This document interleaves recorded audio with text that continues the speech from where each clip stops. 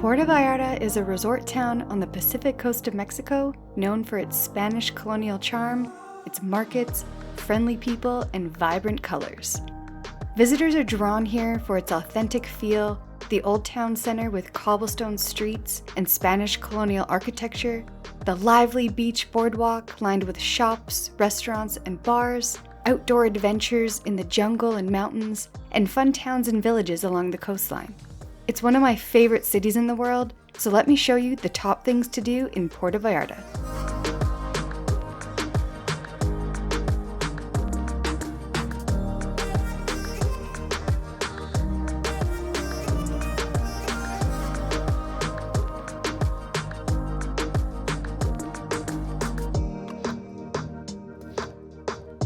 The Malecon is the heartbeat of the city.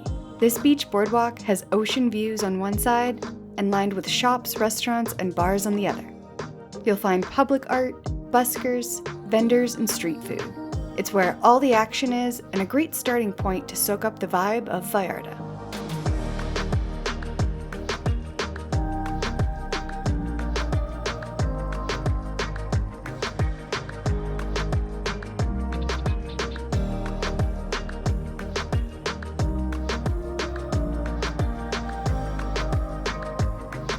I just got my hair braided here on the Malecon. She actually did it while we were having a couple beers during happy hour.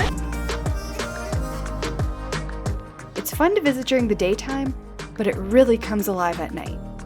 Grab a seat and watch the sunset, maybe have dinner somewhere nearby or from one of the food vendors, and then definitely peruse the Malecon at night to grab dessert, some drinks, and hang out with the crowds.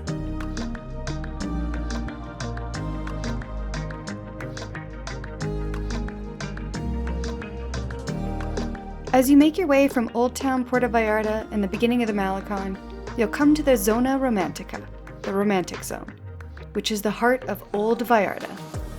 And wandering the streets here might make you question whether you're in Spain or Mexico. You'll find cobblestone streets, bright painted buildings, colorful flags, and unique architecture. There's so many things to see and do in the Romantic Zone, but one of the best parts was the food, including tacos, tacos, tacos.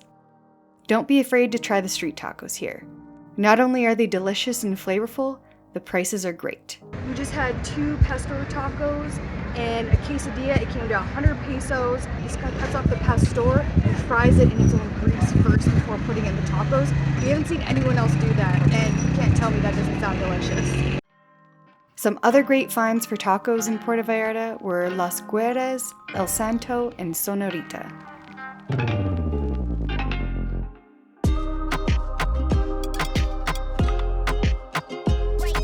One thing you have to do here in Puerto Vallarta is stop by Hotel Posada. There's a guy who makes fresh squeezed juice right in front of you. It has celery, parsley, cactus, spinach, orange juice, tons of other things. It's really good. You gotta try it.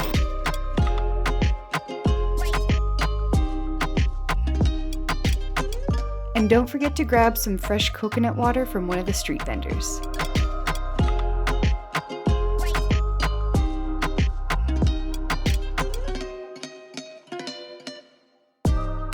I highly recommend staying in the Romantic Zone at least for a couple of nights. There are great boutique hotels that offer fantastic views at reasonable prices. We stayed at a place called Rivera del Rio with this unreal rooftop pool.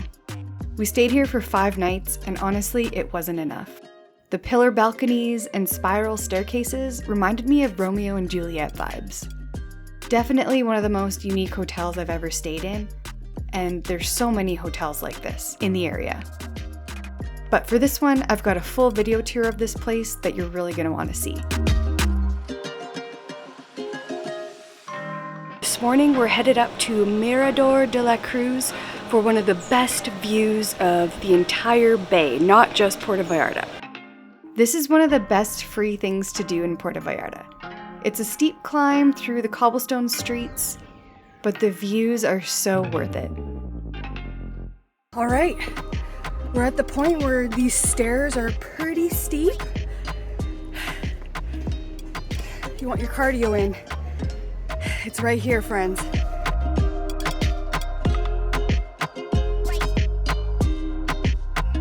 Alright, so we just got to the top of the stairs, but you still want to go to the very top of that viewpoint to get the best views of Puerto Vallarta. I recommend doing this in the morning when it's not so hot, or at sunset. What's cool about Puerto Vallarta is that there's an island in the middle of the city. It's called Isla Cuale, which is in the middle of the river, the Rio Cuale. And this actually divides the Centro neighborhood from the Romantic Zone. On the island, you'll find the market. I really like this one because not only is it huge, with a variety of vendors, it's mostly shaded. And because it's down at the river, the air is a little cooler here too. So it's a nice spot to visit if you're getting too hot in the middle of the day.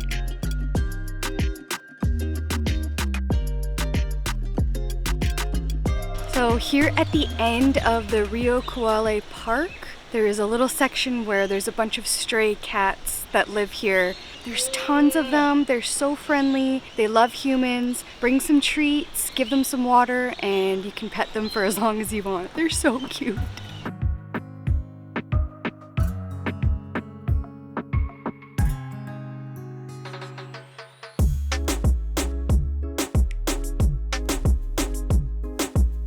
A hidden gem we found in the Romantic Zone is the Hammam Turkish Spa. We had the traditional service, which included a dry sauna, wet sauna, different kinds of exfoliation scrubs, a hot marble treatment, clay masks, a massage, and champagne. This place is as authentic as it gets, because the staff here were actually trained in Turkey. So if you need a spa day, definitely check this place out. Rhythms of the Night is one of the most popular things to do in Puerto Vallarta. It's a 5-hour experience where you'll take a sunset cruise out to a private cove where everything is illuminated only by candlelight and tiki torches. You get dinner on the beach and a show. The show is kind of like a Cirque du Soleil style show in an open-air theater.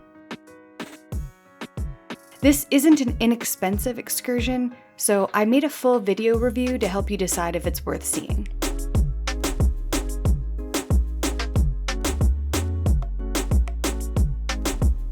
Opportunities for day trips from Puerto Vallarta are endless. Here are some of my favorites.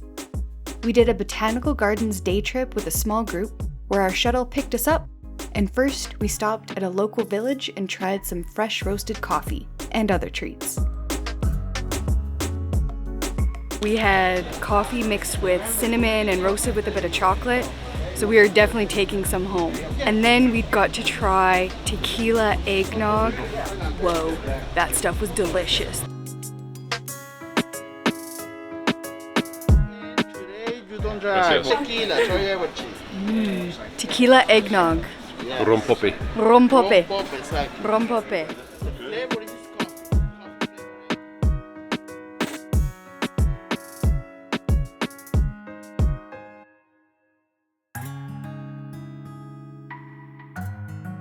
Then we spent a couple hours at the Botanical Gardens admiring the orchids, cacti, and endless flowers and tropical plants.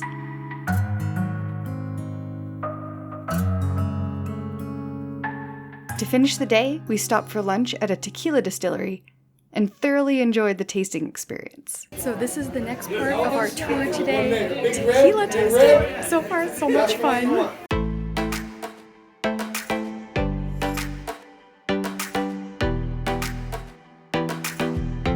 Another great day trip is visiting Yelapa, a laid-back village only accessible by boat. It's about an hour away from Puerto Vallarta. Here you'll find a slower pace and a relaxed vibe, tucked away in a sandy cove where you can hang out at all the beach bars, stroll through the colorful town, and visit some epic waterfalls.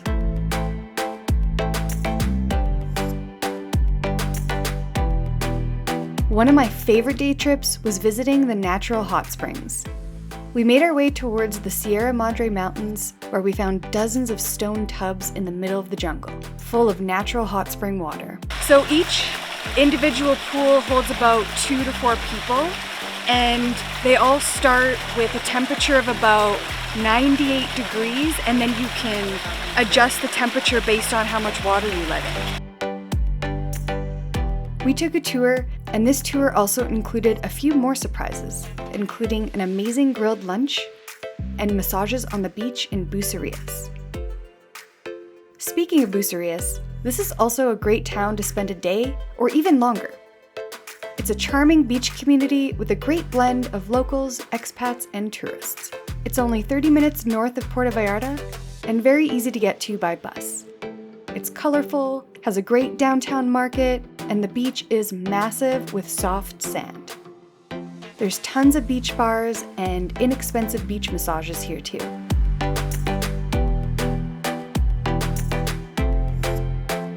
And I highly recommend a sunset horseback ride.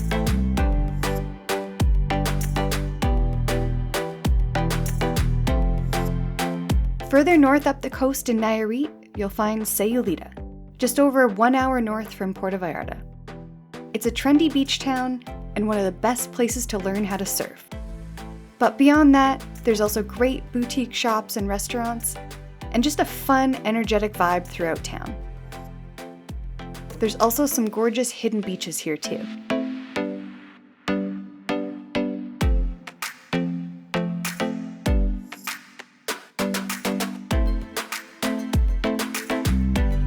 Finally, there's a crocodile sanctuary called El Cora.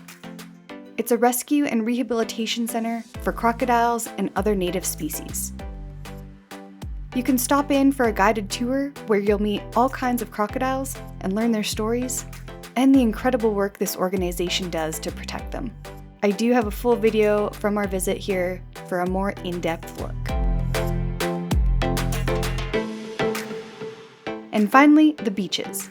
The beaches in Puerto Vallarta and the surrounding Banderas Bay are golden in color and soft but a little grainy under the foot.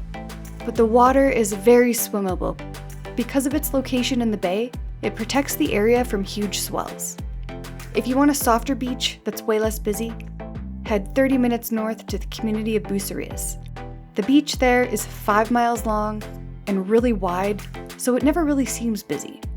Puerto Vallarta's most beautiful feature, though, it's sunsets. There's nowhere else on Earth you'll find one more captivating than here in Puerto Vallarta.